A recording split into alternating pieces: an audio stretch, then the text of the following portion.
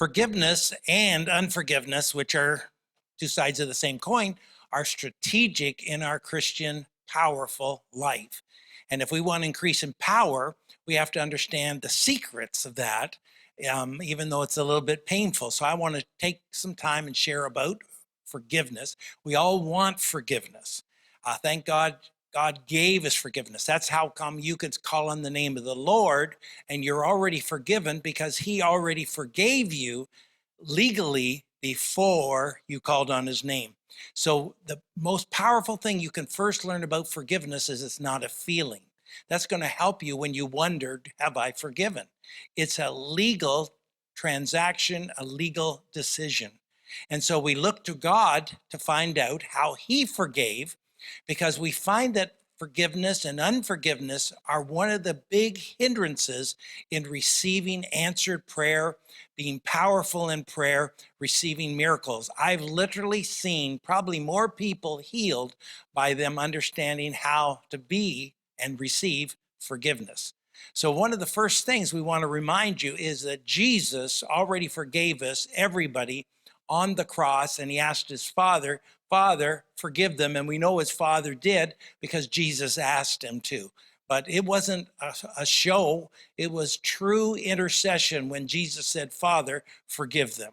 So the problem with forgiveness then is that it has two sides. It's legal and emotional.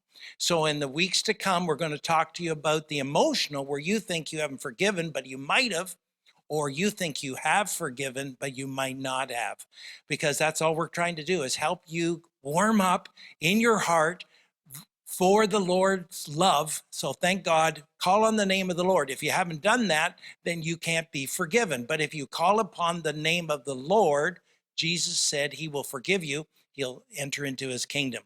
So now I want to hit you a little bit hard here on unforgiveness. So unforgiveness, because a lot of people think I don't have to forgive. Well, no, you don't if you don't want victory. However, unforgiveness connects to pride. And a lot of things people think is pride is, yeah, maybe it's pride in some people, but we don't see a lot of what we would call actual pride, where people boasting in themselves. But what pride is deciding that you're God. And that was the ultimate pride of Satan, that he decided he was God. And so Jesus gives this great illustration about a person that was forgiven of a lot. Now, sometimes when we don't want to forgive others is because we haven't realized how big God's forgiveness for us was. Maybe we just thought I was a good person. He just forgave me a few things.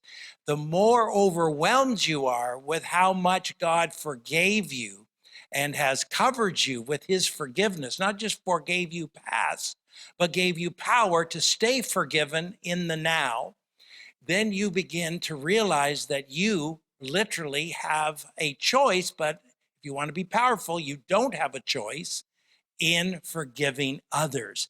But you have to approach it first. We'll get into the feelings later, as a legal contract. So Jesus gives this illustration. Guy had a big debt. God forgave him, or the king forgave him. And then the guy had somebody else with a smaller debt. And there are huge differences. If you see the financial amounts, huge differences. But the guy who was forgiven could have gone to jail, could have lost everything. He was freed by the king. But then he went out and he tormented and he demanded that someone else pay what he owed. And therefore it says he came back under torment. If you're one that believes you could lose your salvation, you might think that could cause you to lose your salvation. I personally don't think it would. I do think, though, it keeps you from enjoying your salvation and receiving all that God has for you in your salvation. So number one in this section is deal with the legal thing. I must choose to forgive people. How do I know who to forgive? Anybody that's wronged you. Maybe people wronged you a little bit. You forgive them quick. But maybe there's big things, and we're going to help you in this next week or two realize that, first of all, you do still have to do it legally. Legally, I choose to forgive them.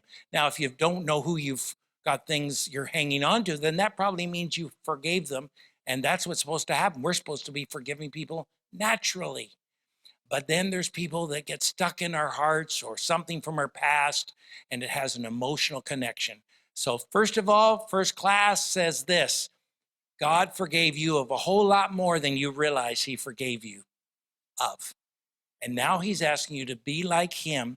If you refuse, it's pride.